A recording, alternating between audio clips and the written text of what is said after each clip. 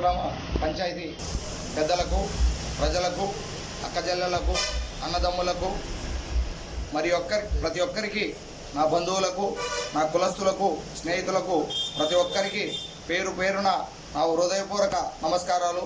నా యొక్క విన్నపం, ఇప్పుడు జరిగే స్థానిక సంస్థల ఎన్నికల్లో నాకు జరిగిన ద్రోహం మరెవరికి జరిగినదు. ఎందుకంటే రిజర్వేషన్లే మార్పిచ్చి నా యొక్క గెలుపుని అడ్డుకోవాలని చెప్పి మరి నాకు వచ్చిన రిజర్వేషన్ని, అవకాశాన్ని ప్రజలందరూ జగ్గారవికి ఒక అవకాశం ఇవ్వాలని చెప్పి ఎదురు చూసేటప్పుడు మరి ఇంత మోసం జరిపి మరి నన్ను అనగదొక్కలేక నన్ను ఇప్పటితో పతనం చేయాలా, రాజకీయ జీవితాన్ని నాశనం చేయాలని చెప్పి నన్ను అడ్డుకున్నారు. అయినా కూడా నేను భయపడే ప్రసక్తి లేదు.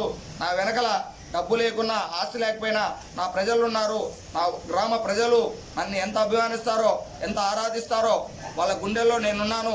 ఆ ధైర్యంతో ఇప్పుడు రేపులా మర్నాడు 10వ తారీఖున మన కల్లూరు గ్రామంలో ఉన్న 3 ఎంపీటీసీలకు నా కుటుంబ సభ్యుల్ని, నా తల్లిని, నా భార్యని, నా చెల్లెల్ని 3 ఎంపీటీసీలకు అభ్యర్థులుగా ఇండిపెండెంట్గా స్వతంత్రంగా బరిలో దిగుతాన్నాం.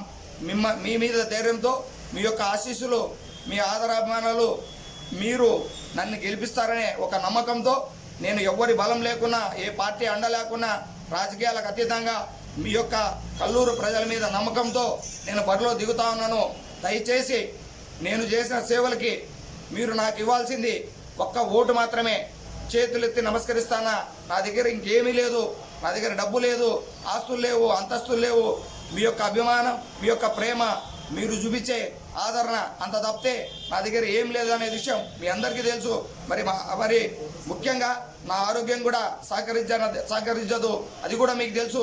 అయినా కూడా నేను కల్లూరు గ్రామంలో చిన్న విషయం నుంచి పెద్ద విషయం వరకు ఏ విషయంలోనైనా ముందుండి మన కల్లూరు గ్రామం బాగుండాలా, కక్షలకి, కార్పణ్యాలకి దూరంగా ఉండాలా, మన కల్లూరు గ్రామంలో రాజకీయాలకు అతీతంగా ప్రశాంతంగా బతకాలని చెప్పి ప్రతి చిన్న విషయంలో కానీ నేను ముందుండి నా చేతనైన సహాయం చేస్తూ, ఎవరికి ఏ కష్టం వచ్చినా నాకు తెలిస్తే మాత్రం అర్ధరేత్రైనా అపరేత్రైనా నేను కష్టపడుతూ, నేను ఎంత ఇబ్బందుల్లో ఉన్నా నా చేతనైన సహాయం చేస్తూ, కొంతమందికి మీ అందరికీ తెలుసు, ఒక ఎస్సీ కాలనీలో చిన్న పిల్లవాడికి ఆరోగ్యం బాగాలేదంటే జోలే పట్టుకొని అడకదిన్న ఇల్లు కూడా దానికి కూడా సిద్ధం.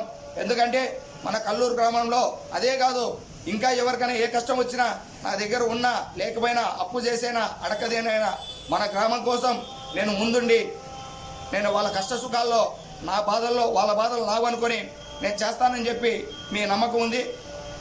ఆ నమ్మకం మీకుంది, మీ మీద నాకు నమ్మకం ఉంది.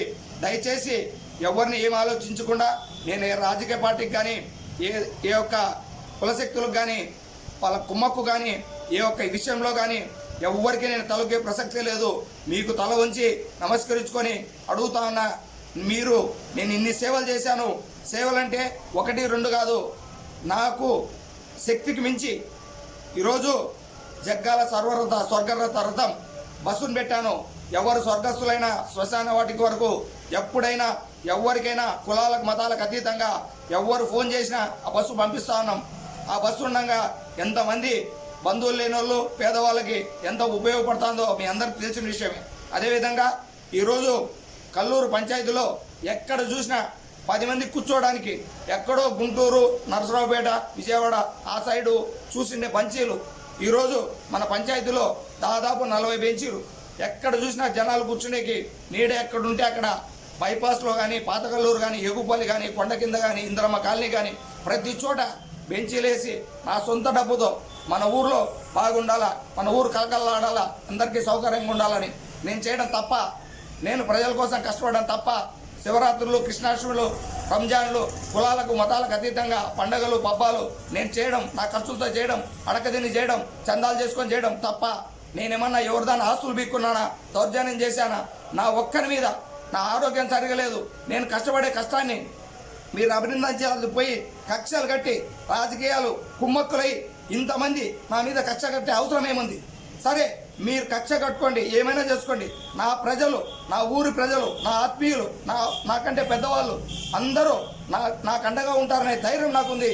ఆ ఒక్క ధైర్యంతోనే నేను ఈరోజు ఇండిపెండెంట్గా స్వతంత్రంగా నా కుటుంబ సభ్యుల్ని ఎంపీటీసీ బరిలో దింపుతా ఉన్నాను. మీ మీద నమ్మకంతో మీరు నాకు వాళ్ళు ద్రోహం చేసిన రాజకీయ పార్టీలు, అధికారం, డబ్బులు ఎంతమంది ద్రోహం చేసినా ప్రజలు నాకు న్యాయం చేస్తారని ఒక నమ్మకంతో ఈరోజు ముందుకు వస్తానా. రేపులా మర్నాడు 10వ తారీఖున నామినేషన్ వేసి, ఇప్పుడు నామినేషన్ పిలిచే టైం లేదు, నేను రాలేను కూడా.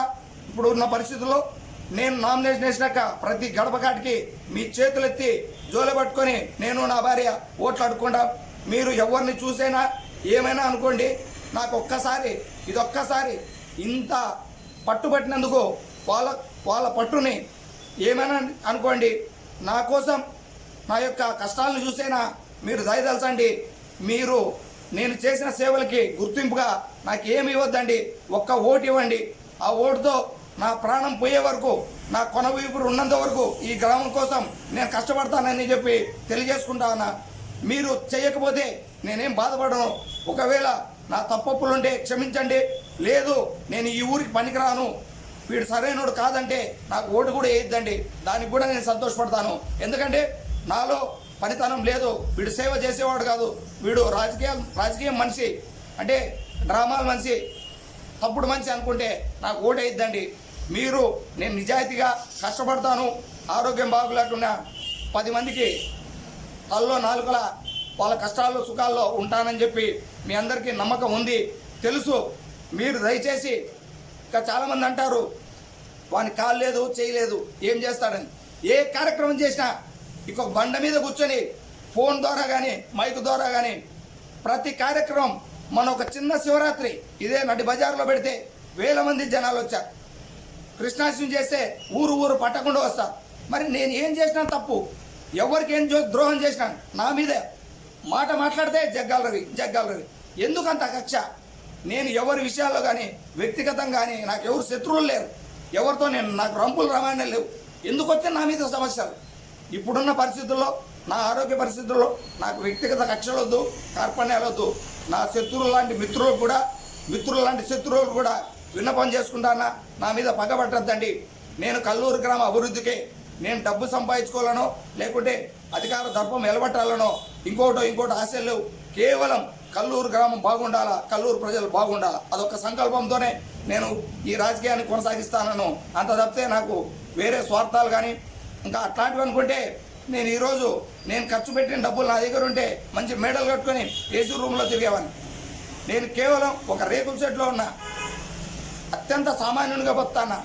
నేను మీ మధ్యలో మీ వానిగా, మీ బంధువులుగా, మీ కుటుంబ సభ్యునిగా భావించి నాకు ఒక్క సహాయం చేయండి. నా కొన ఊపిరినంతసేపు మీకోసం శ్రమ పడతా. లేదు ఒకవేళ మీకు ఇష్టం లేకపోతే దాన్ని కూడా నేనేమనుకోను. ఓటమినైనా విజయాన్నైనా స్వచ్ఛందంగా అభిమానించుకొని స్వాగతిస్తాను. తర్వాత ఈ రాజకీయ కుయుక్తులు, డబ్బు, అధికారాలు నాకు ద్రోహం చేసిన ప్రజలు చేయరని ఒక నమ్మకం ఉంది. ఏదో ఒక రకంగా నాకు పొరపాటు జరిగితే నేను ఎవరిని నిందించను, ఎవరిని ఒక మాట అనను. నేను ఇంత కష్టమైన ఈ ఊరి ప్రజలకు ఇంత సేవ చేసిన నాకు గుర్తింపు ఇవ్వనందుకు నేను కూడా అప్పుడు ఆ బాధతో నేనేదో తప్పుడు మాటలు, నేనేమో అవుతానో లేకుంటే ఏమో చేసుకుంటానో అట్లా మాటలు నా గొంతులో కంఠం పోసినా రావవి. నేను కేవలం ఈ ఊరి కోసం పుట్టా, ఈ ఊరి కోసం సస్తా, పదే చెప్తా ఉంటా. లేదు ఈ ఊర్లో సచ్చే అవకాశం నాకు ఇవ్వకూడదు అనుకుంటే నాకు ఓటే ఇద్దండి. ఈ ఊర్లోనే బతకాలా, ఈ ఊర్లోనే సవాలా జగ్గాలి రవి అనుకుంటే నాకు ఓటు ఇవ్వండి. ఆ ఒక్క ఓటిస్తే నా లాస్ట్ జీవితం వరకు మీకోసమే పరితపిస్తాను, కల్లూరు గ్రామం అభివృద్ధికే పాటుపడతాను. లేదనుకుంటే నేను ఈ ఊరొద్దు, నేను ఎక్కడైనా బతుకుంటాను, నా పిల్లలు నేను ఎక్కడైనా సుఖంగా జీవితంగా బతుకుంటాను. అప్పుడు నాకు ఈ ఊరొద్దు, ఏమొద్దు. ఇదొక్కటి నాకు ఏమంటే దొమ్మ పొగురుతోనో, ఇది హెచ్చరిక కాదు, ఇంకోటి కాదు, నాలో ఉన్న బాధ అర్థం చేసుకోండి. ఎందుకంటే ఇంతమంది కక్షలు, ఇంత ఓపిక లేదు నాకు. నేను పడే బాధ నా అంతరాత్మకు తెలుసు, నా ఒక్కరికే తెలుసు. నేను ఎవరికి చెప్పుకునే తీరేది కాదు. అందుకు మీ అందరికీ చెప్తా ఉన్నా, ప్రజలందరికీ చెప్తా ఉన్నా, మీరు అర్థం చేసుకుని నన్ను వేరే అన్నదే భావించద్దండి. నేను అంటే ఈ మాట అనడం కూడా తప్పే, కానీ తప్పును క్షమించండి. ఎందుకంటే లాస్ట్కి అయితే ఆ పరిస్థితి జరగనియద్దండి. నేను ఈ ఊరు కోసం పుట్టాను, ఇదే నేల మీద పుట్టాను, ఇదే నేల మీద చస్తాను. అంతవరకు మీ మధ్య ఉన్నేయండి. మీ మధ్య ఉండాలంటే నాకు ఇప్పుడు నా పరువు నిలబెట్టండి. మీరు నా ఒక్క ఓటునిచ్చి ఎంపీటీసీలో 3 నాకు అవకాశం ఇవ్వండి. అదొక్కటి మీ పాదాలకు నమస్కరించుకుంటూ విన్నవించుకుంటాను. దయచేసి ఏమైనా తప్పులు మాట్లాడి క్షమించండి. మర్నాడు నామినేషన్ వేస్తానే ప్రతి గడప దగ్గరికి నేను వచ్చి ఓటు అడుక్కుంటాను. మీ అందరికీ మరొకసారి నమస్కారం తెలియజేసుకుంటూ సెలవు తీసుకుంటాను.